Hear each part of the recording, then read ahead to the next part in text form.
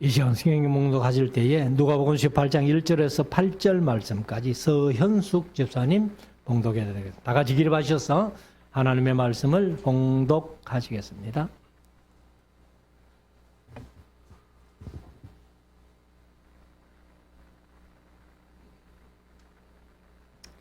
항상 기도하고 낭만치 말아야 될 것을 저에게 비유로 하여 가라사대 어떤 도시에 하나님을 두려워 아니하고 사람을 무시하는 한 재판관이 있는데 그 도시에 한 가부가 있어 자주 그에게 가서 내 원수에 대한 나의 원한을 풀어주소서 하되 그가 얼마 동안 듣지 아니하다가 후에 속으로 생각하되 내가 하나님을 두려워 아니하고 사람을 무시하나 이 가부가 나를 번거롭게 하니 내가 그 원한을 풀어주리라.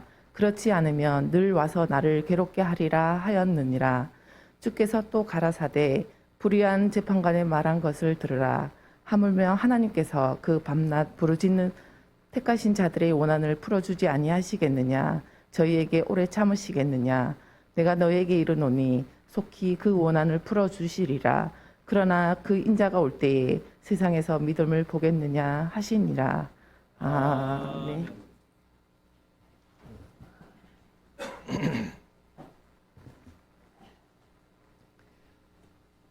이제 우리 말씀을 묵상하는 시간인데요. 오늘은 누가복음 18장의 말씀을 오전에 드리고 오후에는 이제 19장 말씀 이렇게 묵상하려고 합니다. 43절까지 있는 짧지는 않죠. 그러나 뭐 설교 시간이 그냥 1시간, 2시간 할 수 있으면 좋겠는데 그래 할 수는 없고 조금 빨리 읽으면서 이 말씀을 함께 묵상하기를 원합니다.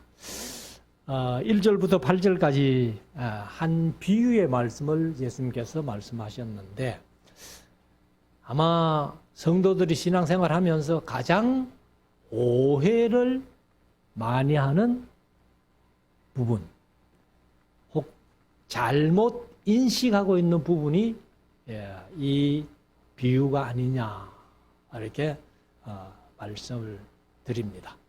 왜 그런가 하면은 여기 내용이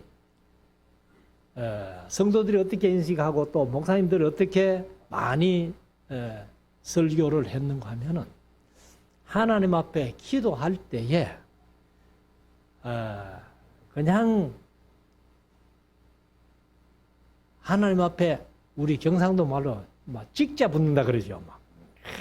막 어떻게든지 막 이렇게 하면은 하나님이 응답해 주신다. 이런 식으로 많이 들어왔습니다. 그런데 이 비유의 말씀을 하신 이유가 뭐냐면은 1절에 말씀을 하고 있잖아요. 항상 기도하고 낭망치 말아야 할 것을 말씀을 하셨는데 요게 이제 원관념이고 그 다음에 비유의 말씀은 비유관념이에요. 그럼 우리가 성경을 읽을 때에 예수님께서 이 비유를 왜 하셨느냐? 그게 중요한 거예요. 그래서 원관념이 중요하지 비유관념을 원관념보다 앞세우면은 성경을 잘 못 읽는 것이다. 이렇게 말씀을 드립니다. 그렇기 때문에 오늘 이제 제목도 기도하고 낙심치 말라 이렇게 정했는데 아무튼 예수님이 말씀하신 원관념, 기도하고 낭망치 말아야 할 것을 바로 이해시키기 위해서 이 비유의 말씀을 하셨다는 것을 우리가 한번 인식을 하고 1절부터 쭉 43절까지 물론 이제 여러 주제가 몇 번 바뀝니다만은 한번 읽으면서 묵상을 하겠습니다. 항상 기도하고 낭망치 말아야 될 것을 저희에게 비유로 하여 가라사대 이렇게 이제 그러면 이 예수님께서 다시 말씀드립니다만은 기도하고 낭망치 말아야 될 것을 사람들에게 주입시키기 위해서 이 비유의 말씀을 드는 것이다. 그렇게 인식을 하고 2절 가라사대 어떤 도시에 하나님을 두려워 아니하고 사람을 무시하는 한 재판관이 있는데 이 재판관이 아마 많이 좀 교만한 것 같아요. 자기가 재판관이니까 하나님도 무시하고 사람도 무시하고 그냥 그런 재판관이 있었는데 그 도시에 한 과부가 있어 자주 그에게 가서 내 원수에 대한 나의 원한을 풀어주소서 하되 그러면 이 과부가 어떤 원한이 있었는지는 모르겠지만은 원한이 있으니까 재판관에게 가서 계속해서 내 원한을 풀어달라고 이렇게 이제 요구를 했다는 것이죠. 그가 얼마 동안 듣지 아니하다가 처음에는 아이고 저 과부가 뭐 하고 무시를 하다가 이제 후에 속으로 생각하되 내가 하나님을 두려워 아니하고 사람을 무시하나 이 과부가 나를 번거롭게 하니 내가 그 원한을 풀어주리라. 그렇지 않으면 늘 와서 나를 괴롭게 하리라 하였느니라.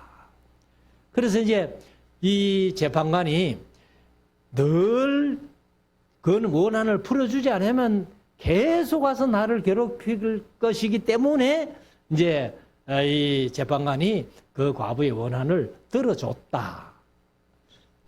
그러니까 이것을 이제 많은 성도님들이 오해하는 게 뭐냐면 하나님 앞에 그냥 매달려 가지고 막 기도만 하면은 하나님이 응답해 주실 것이다. 그런 오해를 한다는 거예요. 그래서 6절에 가면은 주께서 또 가라사대 불의한 재판관의 말한 것을 들으라. 그래서 이 불의한 재판관처럼 우리가 하나님 앞에 무조건 기도만 하면은 된다. 이렇게 얘기를 하는데 사실 우리가 기도도요. 이 빌립보서 4장 6절에 보면은 이렇게 말씀을 합니다. 아무것도 염려하지 말고 오직 모든 일에 기도와 간구로 너희 구할 것을 구하는데 어떻게 하나님 앞에 아뢰라 말씀하시는 거 하면은 감사함으로 너희 구할 것을 감사함으로 하나님께 아뢰라. 그러니까 이 과부가 지금 재판관에게 감사함으로 내 원한을 풀어달라고 요구한 건 아니잖아요. 그러니까 재판관과 하나님을 같이 생각하면 안 된다는 거죠. 그래서 하나님은 우리가 하나님 앞에 기도할 때는 항상 감사함으로 그렇게 아뢰면서 기도했거든 낙심치 말아라. 낭망치 말아라. 그래서 때와 기한은 하나님께서 하시는 일이고 기도하고 나서 아이고 왜 이렇게 안 들어주시나 낙심치 말라. 낭망치 말라. 그래서 우리가 아브라함의 예를 들면은 75세 때 하나님께서 약속하셨잖아요. 내 네 아들 줄게. 근데 하나님이 몇 년 만에 줬어요? 25년 지나고 100세에 주셨다. 아마 사람들 같으면 잊어버렸을 거 아니에요. 그때 기도했나?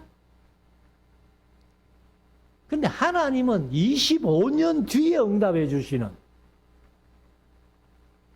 그래서 우리가 인내하며 기다려라. 때와 기한은 하나님께 있다는 것을 우리가 다시 한번 마음속에 새길 수 있기를 바랍니다. 그래서 기도는요, 즉시 응답되는 것도 있지만은 조금 더디게 응답되는 것도 있고 어떤 것은 무응답이 응답일 수도 있다는 거예요. 사람이 욕심을 따라 구하면은 하나님이 응답해 주시지 않는데 만약에 사람이 어떤 욕심을 따라 하나님 앞에 기도했는 것을 그대로 다 들어주시면은 그 사람이 분명히 신앙적으로 잘못되는 거예요. 그래서 우리가 하나님 앞에 기도했을 때에도 감사함으로 기도해가지고 참 응답 받으면 좋고, 응답 안 받는다 할지라도 무응답이 응답임을 우리가 마음속에 새기면서 우리가 말씀 중심으로 그렇게 살아가면 좋겠다. 7절, 하물며 하나님께서 그 밤낮 부르짖는 택하신 자들의 원한을 풀어주지 아니하시겠느냐. 저희에게 오래 참으시겠느냐. 그러니까 여기도 이제 밤낮 부르짖는 이렇게 했는데, 이제 히브리어로는 가라라는 말이 부르짖다가 아니고 부르다 하는 그런 말이라고 말씀드렸는데, 여기는 이제 와오 하는 헬라어입니다. 헬라어인데 여기에 먼저는 부르라 하는 뜻이 먼저예요. 그리고 이제 원한이라고 했으니까 막 부르짖는다고 이렇게 좀 번역을 한 것 같은데, 아무튼 우리가 조용히 하나님을 불러 하나님 앞에 내 기도의 소원들을 감사함으로 아뢰게 될 때에 하나님이 그 기도를 안 들어주시겠나. 불의한 재판관도 들어주는데 너희 하나님이 그 기도를 안 들어주시겠느냐. 그래서 8절에 내가 너희에게 이르노니 속히 원한을 풀어주리라. 그러나 인자가 올 때에 세상에서 믿음을 보겠느냐 하시니라. 왜 기도 얘기를 실컷 하다가 여기 예수님이 내가 다시 올 때에 믿음을 보겠느냐 이렇게 말씀하셨을까? 그러니까 결국은 이 말씀이 우리가 기도하는 것이 믿음으로 기도하는 기도가 아닌 경우가 많다는 것을 예수님이 그렇게 표현하신 것 같아요. 그래서 우리 예수님이 다시 재림하실 때에는 세상에 참 믿는 자를 찾기가 힘들 겁니다. 왜요? 큰 환란이 2번씩이나 있어지고 예수 믿으면 범사에 손해보는 그런 때가 올 것이기 때문에 많은 사람들이 뭐 천국 가는 거는 다음이고 세상 살 때에 우선이라도 조금 편하게 살자, 아마 그런 사람들이 더 많을 거예요. 그래서 지금도 한국교회, 아니 세계교회 전체가 하나님께서 어떤 환란을 성도들에게 주면은 그때의 알곡과 가라지가 분명히 갈라질 거예요. 그래서 여기 속히 이렇게 말씀하는데, 하나님의 속히는 하루가 1000년 같은, 그러니까 아브라함이 25년을 기다려가지고 응답해 주시는데, 하나님 입장에서는 그게 얼마나 속힌지 몰라요. 1000년이 하루 같으니까. 그러니까 우리 인간의 생각하고 하나님 생각은 전혀 다르다는 겁니다. 예수님께서 내가 속히 오리라 말씀하시고 아직 2000년이 지나도 아직 안 오시거든요. 그러니까 하나님의 속히라는 것이 우리 인간의 속히하고는 전혀 다른 차원이다 하는 것을 다시 말씀드리면서, 그렇기 때문에 우리가 기도하고 낙망치 말아라, 기도하고 낙심치 말아라, 이렇게 말씀을 하고 있는 겁니다. 자, 9절부터는 또 다른 사건인데, 또 자기를 의롭다고 믿고 다른 사람을 멸시하는 자들에게 이 비유로 말씀하시되, 또 이제 한 가지 비유죠. 여기 미리 말씀을 하시잖아요. 자기만 의롭다고 생각하고 다른 사람들을 멸시하고 무시하는 사람들을 이제 표현은 하셨다는 거죠. 그래서 그 비유인데 10절 두 사람이 기도하러 성전에 올라가니 하나는 바리새인이요 하나는 세리라. 바리새인은 서서 띠로 따로 바리새인은 서서 따로 기도하여 가로되 하고 이제 바리새인의 기도가 어떤 기도인가 하면은 하나님이여 나는 다른 사람들 곧 토색 불의 간음하는 자들과 같지 아니하고 이 세리와도 같지 아니함을 세리가 옆에 같이 기도하는데 그 세리와도 같지 아니함을 감사하나이다. 자기를 의롭게 이제 이렇게 표현하는 거예요. 12절 나는 일회에 2번씩 금식하고 일회에 2번을 금식하는데 하루 종일을 금식했는지 이틀을 금식했는지 그건 아무도 몰라요. 근데 아무튼 자기 의를 드러내기 위해서 나는 1회에 2번씩이나 금식하는 사람이다. 이렇게 얘기를 하고 또 소득의 11조를 드리나이다 하고 자기 의를 마음껏 하나님 앞에 이렇게 얘기하는 그런 바리새인의 기도. 그 다음에 13절 세리는 멀리 서서 감히 눈을 들어 하늘을 우러러 보지도 못하고 다만 가슴을 치며 가로되 하나님이여 불쌍히 여기소서. 여기 이제 원어에는 나를 불쌍히 여기소서 이렇게 있습니다.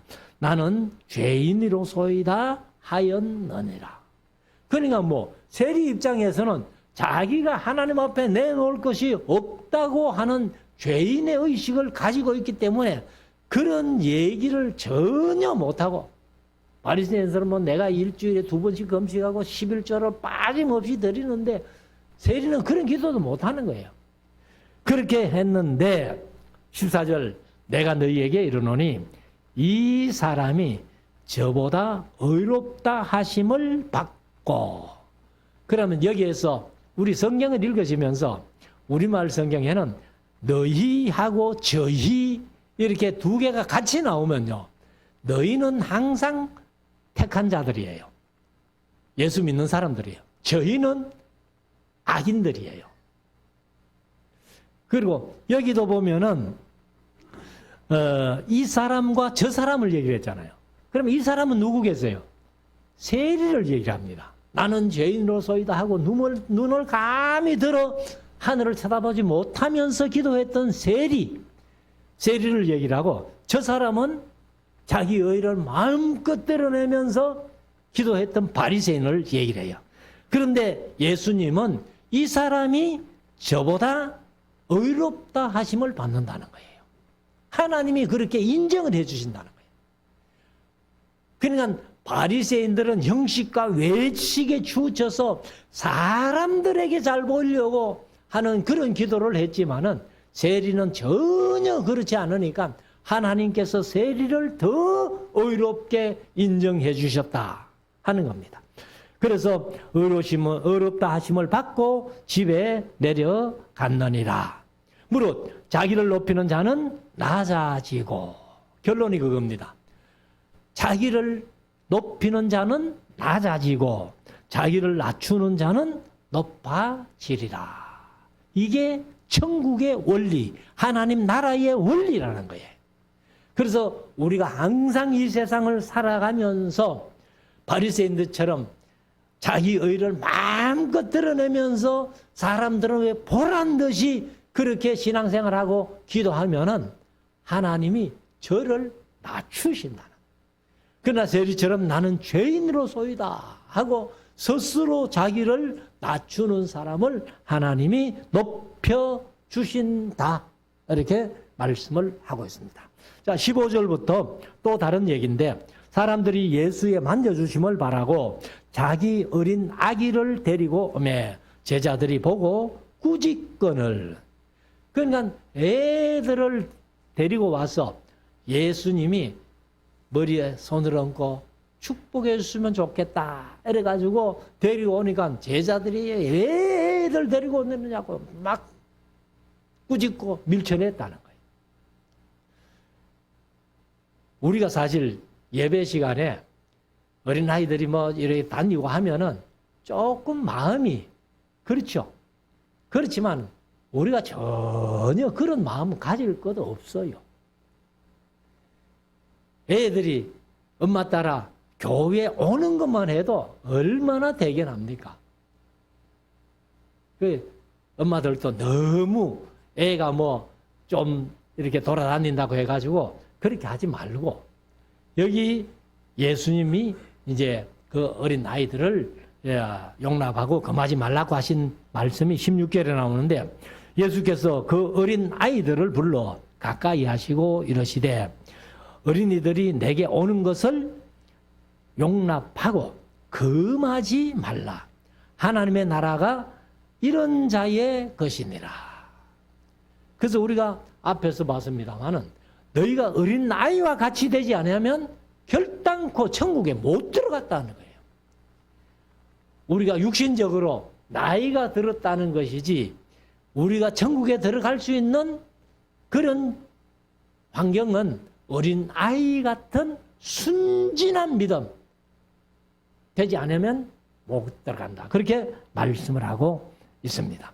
그래서 앞으로도 우리가 뭐 요즘 애를 안 놓으니까 뭐 나라가 지금 위태위태할 그런 지경인데 교회에서 절대로 어린아이들을 예배 시간에 조금 뭐 옹알거린다고 해가지고 꾸짖지 말고 우리가 하나님의 말씀을 통해서 나도 저 아이와 같이 돼야만이 천국 갈 수 있다는 것을 우리가 마음속에 새길 수 있기를 원합니다. 그래서 17절에 내가 진실로 너희에게 이르노니 누구든지 하나님의 나라를 어린아이와 같이 받들지 않는 자는 결단코 들어가지 못하리라 하시니라. 그래서 마태복음 18장에는 돌이켜 어린아이와 같이 되지 않으면 결단코 천국에 못 들어간다. 이렇게 말씀을 하셨습니다. 그래서 우리가 이제 이 두 가지 비유를 통해 가지고 기도를 어떻게 해야 할 것인가. 그리고 결코 기도하고서는 낙심치 말아라. 하나님은 오래 참으시면서 응답해 주신다는 것을 마음속에 새기고 우리 어린아이들과 같이 우리가 순전한 믿음 가지고 영원한 천국을 소유하는 우리 모두가 될 수 있기를 원합니다. 그리고 이제 기도에 대해서는 제가 언제 한번 다시 말씀을 드리겠습니다. 그래서 우리 성도들은 이제 노우호 목사님의 이렇게 기도하라는 그런 강의 내용들을 CD를 통해서 많이 들으셨기 때문에 이렇게 이제 그대로 기도를 하는 것을 제가 참 기쁘게 생각을 합니다. 그래서 우리가 사실은 우리 교회는 이제 우리 장로님들부터 시작해가지고 모든 성도들이 기도문을 적어서 기도하시잖아요. 그러니까 그게 원칙입니다. 그게 원칙인데 어떤 사람들 뭐 기도문 적어가지고 기도하면은 그게 은혜가 안 된다 하는 그런 사람들도 있어요. 그러나 우리가 사실 저도 뭐 어떤 면에서 미안합니다만은 기도 오래 하고 싶어가지고 방언 받아보려고 제가 얼마나 애를 썼는지 몰라요. 근데 요즘 뭐 노 목사님이 그런 말씀을 강의 시간에 얼마나 목요일 저녁에는 5시간을 그냥 방언 얘기를 하시거든요. 그런데 제가 방언 안 받았는 게 얼마나 감사한지 몰라요. 지금은. 제가 방언 받으려고요. 하늘산 기도원까지 갔다니까. 기도원 가가지고 이천성 목사님한테 욕만 실컷 얻어먹고 왔어요. 여기 오면은 걔들도 방언한다는데 사람이 돼가지고 방언 못 받았다고 막. 그리고 나서 이제 제가 뭐 목사 한 수 받고도 저 양산 감림산 기도원 이제 TD 때문에 많이 쫓아다녔습니다만은 거기 가가지고도 방언 받으려고 얼마나 애를 썼는지 몰라요. 그런데 노 목사님 강의 듣고 제가 기도에 좀 해방됐거든요. 그게 뭐냐? 오래 기도할 필요 없다는 거예요. 그래서 노 목사님은 늘 그런 말씀을 하시죠. 아래 사람이 위 사람에게 너무 말을 많이 하면은 신뢰라는 거예요. 그러니까 우리 성도들도 마찬가지예요. 하나님 앞에 기도할 내용들 딱 정리해가지고 하나님 앞에 기도하면 되지. 그걸 뭐 길게 한다고 하나님 들으시고 짧게 한다고 안 들으시는 그런 하나님 아니라는 거죠. 자, 18절 다른 사건인데 어떤 관원이 물어 가로되 선한 선생님이여 내가 무엇을 하여야 영생을 얻으리까? 예수께서 이르시되 네가 어찌하여 나를 선하다 일컫느냐? 그래서 이제 이 어떤 관원인데 이 사람이 와가지고 예수님 앞에 내가 무엇을 하여야 영생을 얻을 수 있을까요? 하고 예수님을 향해서 선한 선생님이라 이렇게 말씀했었는데 그러니까 이제 이 예수님이 나를 어찌하여 선하다 일컫느냐 그렇게 말씀을 하시면서 영생에 관한 질문을 이제 관심을 가지고 질문을 했던 그 관원을 이 예수님이 아주 우리 요즘 말로 하면 이쁘게 보신 거예요. 참 진짜 영생에 관심이 있는 사람 만나기가 힘들잖아요. 그런데 오늘날 또 우리가 사람들을 만나가지고 영생 얘기하면 뭐 영생이 뭐고 하는 그런 사람들이 오히려 더 많을 겁니다. 예수 믿는 사람들도 교회 다니는 사람들 중에서도 그런 사람들이 많을 텐데 여기 이제 어떤 관원이 예수님께 와가지고 영생에 관해서 내가 무엇을 하여야 영생을 얻으리까 하면서 예수님을 선하다고 일컬으니까 예수님께서 19절 하나님 한 분 외에는 선한 이가 없느니라. 사실 뭐 하나님 외에는 참 선한 분이 없죠. 그래서 사실 이제 선한 사람이라는 것이 뭐 다른 말로 하면 의인인데 예수님께서 우리를 의롭다 하여 주심으로 우리가 의인된 것이지. 그래서 신학적인 용어로는 칭의, 의롭다 칭해 주셨다는 거예요. 그것이 이제 로마서 3장, 4장에 두 장에 걸쳐가지고 바울이 믿음으로 의롭다함을 받았다는 겁니다. 그런데 하나님 한 분 외에는 어려운 분이 없다. 예수님도 하나님이시니까 예수님도 어려운 분이시. 그런데 사람으로서는 로마서 3장에 있는 말씀대로 의인은 없나니 하나도 없다는 거죠. 그런데 예수님께서 이제 그 관원에게 20절 가면은 네가 계명을 안 하니 하고 여기 이제 5계명부터 9계명까지 얘기를 해요. 근데 5계명이 우리는 앞에 있는데 예수님이 말씀하실 때는 5계명을 맨 끝에 얘기를 합니다.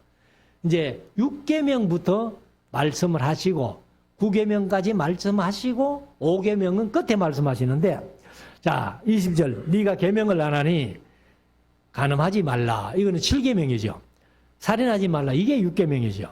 도적질하지 말라. 8계명이고 거짓 증거하지 말라. 9계명이고 네 부모를 공경하라. 이게 5계명이에요. 그래서 7계명, 6계명, 8계명, 9계명, 5계명 이렇게 이제 말씀하는 이게 뭐 순서가 중요한 건 아닙니다. 순서가 중요한 건 아니고 예수님께서 뭐 그 순서를 몰라서 이런 말씀을 하신 건 아니라고 믿습니다. 그래서 아무튼 이제 5계명부터 9번째 계명까지 얘기를 했어요.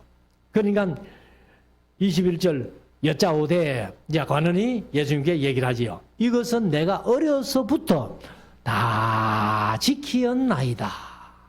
아마 이 관원이 어려서부터 경건한 가정에서 이렇게 자라났다는 것을 우리가 인식할 수 있죠. 어려서부터 다 지켰습니다. 그러니까 예수님께서 22절 예수께서 이 말을 들으시고 이러시되 네가 오히려 한 가지 부족한 것이 있으니. 내가 5계명부터 9계명까지만 얘기를 했지 한 가지 계명을 안 한 게 있어. 그 한 가지 계명이 뭐냐? 바로 10번째 계명. 그래서 내 이웃의 모든 것을 탐내지 말라는 그 계명은 내가 안 했어. 예수님은 뭐 그렇게 말씀하신 건 아니고. 그리고는 이제 예수님께서 말씀을 하십니다. 그래서 오히려 한 가지 부족한 것이 있으니 10번째 계명은 네가 아마 얘기하면은 힘들 거야. 그런 내용으로 말씀하시는데 네게 있는 것을 다 팔아 가난한 자들을 나누어 주라. 그리하면 하늘에서 보화가 네게 있으리라. 그리고 와서 나를 좇아라 하시니. 이게 이제 세상의 모든 것을 탐내지 마라. 탐심. 이게 이제 10번째 계명이에요. 10번째 계명인데 그것을 네가 할 수 있겠나? 네 가진 소유를 다 팔아가지고 가난한 자들에게 주고 나를 따르라. 그러면 그것으로 끝나는 게 아니라 네가 세상에서는 네 재산 다 팔아가지고 가난한 자들에게 주지만은 하늘에서는 더 큰 보화가 쌓일 거야. 이렇게 말씀하시는데 그걸 이 관원이 못 믿은 거예요. 그래서 23절 그 사람이 큰 부자인 고로 이 말씀을 듣고 심히 근심하더라. 그 근심이 아직도 해결 안 됐어요. 그 관원은 안 돌아왔어요. 그래서 저와 여러분들도 근심할 일이 아니고 예수님의 말씀을 들었으면은 그대로 실천하는 것이 좋다. 그래서 오후 시간에 말씀드린 19장의 삭개오는 이 관원하고는 전혀 달리 예수님이 그런 말씀 하시지도 않았는데 내 재산의 절반을 팔아 가난한 자들에게 주겠습니다. 내가 네 것을 토색한 일이 있거든 4배나 갚겠습니다. 이렇게 스스로 결단을 하는 겁니다.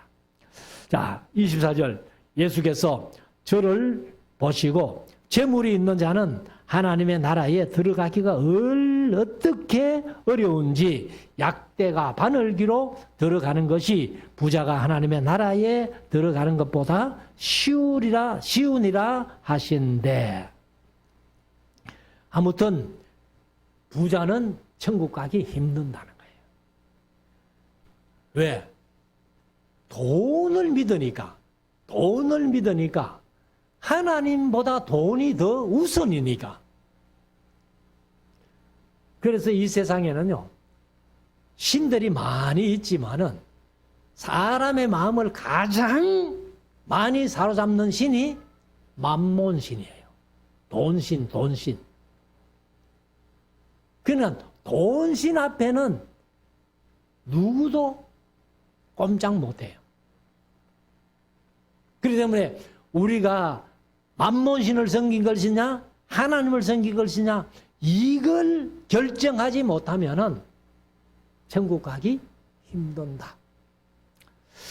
그래서 26절에 듣는 자들이 가로되 그런즉 누가 구원을 얻을 수 있나이까?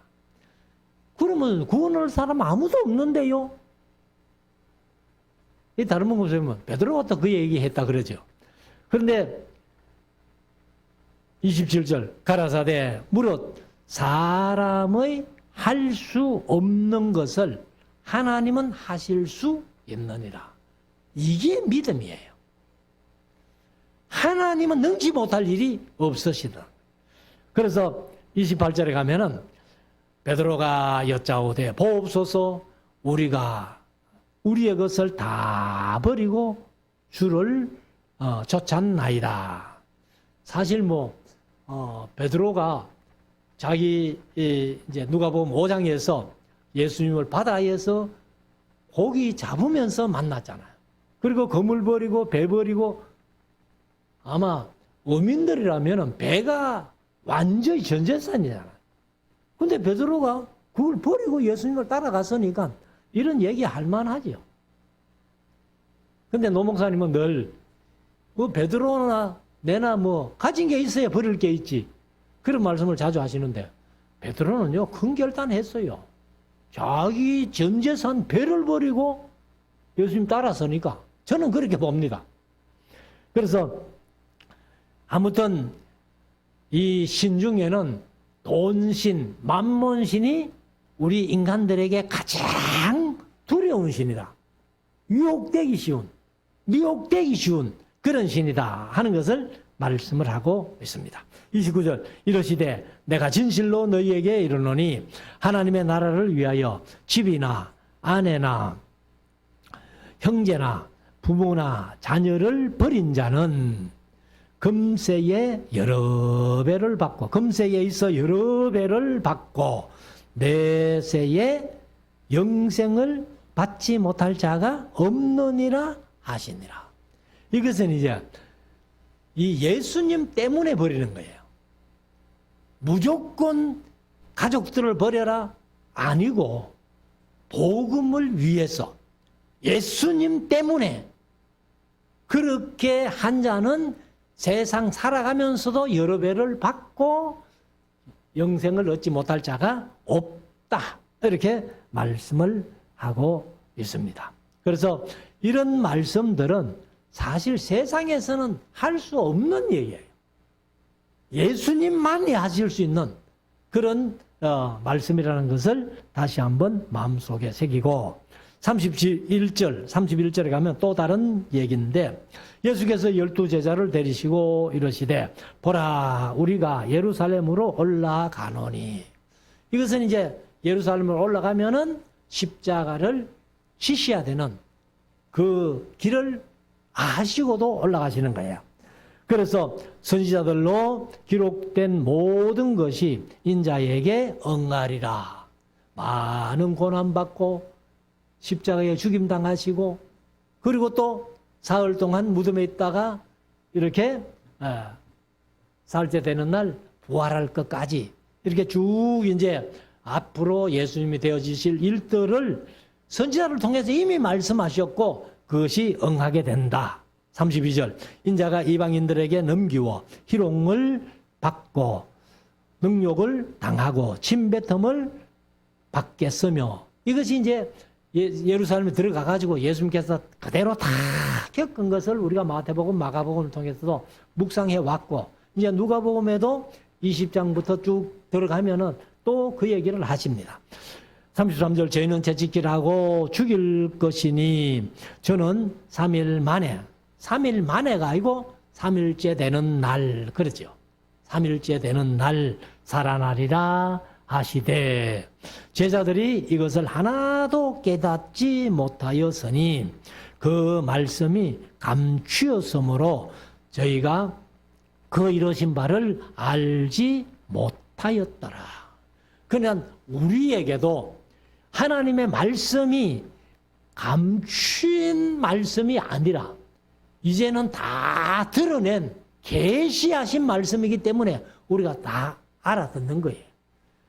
그래서 우리가 말씀을 들어도 듣지 못하고 보아도 보지 못하고 보고 들어도 깨닫지 못한다면은 그 사람은 뭐 하나님 앞에 불의운 자라 해도 과언이 아닙니다. 그러나 저와 여러분들은 다행히 이 말씀이 바로 복음인 줄 믿고 이 말씀을 믿고 예수님을 따라가고 있다는 이것이 우리에게 복이라는 겁니다.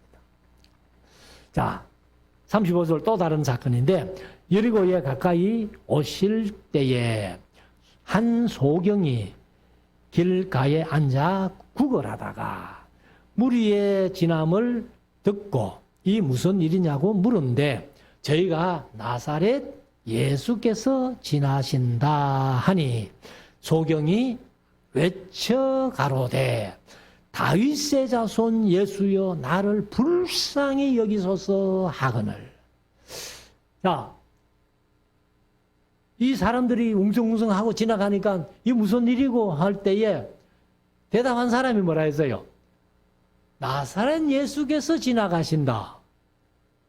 그런데 소경이 예수님을 향해서 외치기는 다윗의 자손 예수여 이렇게 했어요. 그러니까 이 소경이 비록 볼 수는 없지만은 예수님에 관한 말씀은 들었다는 얘기예요. 그 들었던 것이 믿음으로 성화돼 가지고 나사렛 예수가 지나가신다 했는데 다윗의 자손 예수여 하고 나를 불쌍히 여겨달라 이렇게 했다는 겁니다. 그래서 39절 앞서가는 자들이 저를 꾸짖어 잠잠하라. 너무 큰 소리로 다윗의 자손 예수여 나를 불쌍히 여겨달라고 하니까 다른 사람들이 시끄럽다 막 하면서 막 꾸짖었다는 거예요. 잠잠하라 하되 저가 더욱 소리 질러 내가 지금 잠잠할 수 있느냐 말이야. 내 운명이 달려있는데. 그래서 더욱 소리질러 다윗의 자손이여 불쌍히 여기소서 하는지라. 40절 예수께서 머물러 서서 명하여 데려오라 하셨더니 저가 가까이 오매 물어 가라사대 네게 무엇을 하여 주기를 원하느냐.